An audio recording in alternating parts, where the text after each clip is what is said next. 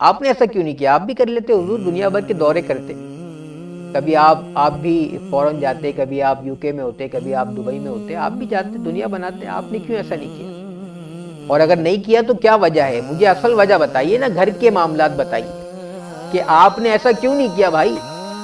سب کر رہے ہیں، آپ بھی کر لیتے، آپ تو تھے اس لیول پر تھے، آپ حافظ کامران قادری، کہ آپ بہت آسانی کے ساتھ دنیا سمیٹ سکتے تھے، لیکن آپ نے رزق حلال کمانے کو ترجیح دیتے ہوئے ایسا کیوں نہیں کیا؟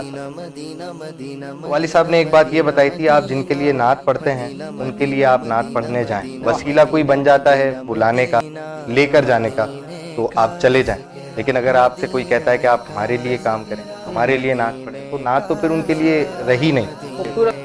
دنیا سمیٹنا ہی بڑی بات نہیں ہے، اور لفافے سمیٹنا ہی بڑی بات نہیں ہے۔ اگر آپ نے ساری دولت ہی نعت خوانی کے ذریعے سمیٹنی ہے تو پھر آپ نے برکتیں کہاں سے لی؟ تو یہ بات میرے ذہن میں ہمیشہ رہتی ہے، اور پھر اپنی مثال آپ سامنے ہے تو الحمدللہ روزگار بھی لگا ہوا ہے، اور اگر روزگار نعت خوانی سے ہی لگانا ہو تو پھر میں نہیں سمجھتا کہ اس کی مجھے کوئی ضرورت ہے۔ الحمدللہ ایسی کوئی بات بات ہے، واہ واہ۔ نہیں۔ اور دوسری بات یہ کہ دورے کی جہاں تک بات ہے تو یہ تو ان کی کرم نوازی ہے، وہ کس کو کہاں، کسی کو اپنے روضے پہ بلوا کے سنوا لیں اور کسی کو پوری دنیا کے دورے کرواتے ہیں۔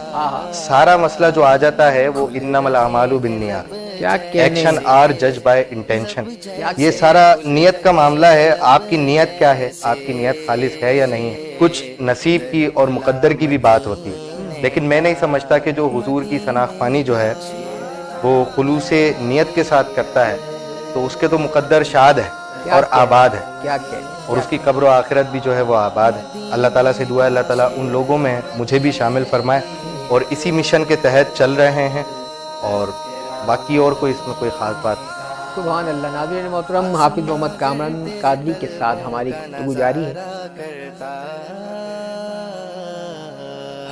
آسماں گر تیرے طلبوں کا نظارہ کرتا، روز ایک چاند تصدق میں اتارا کرتا۔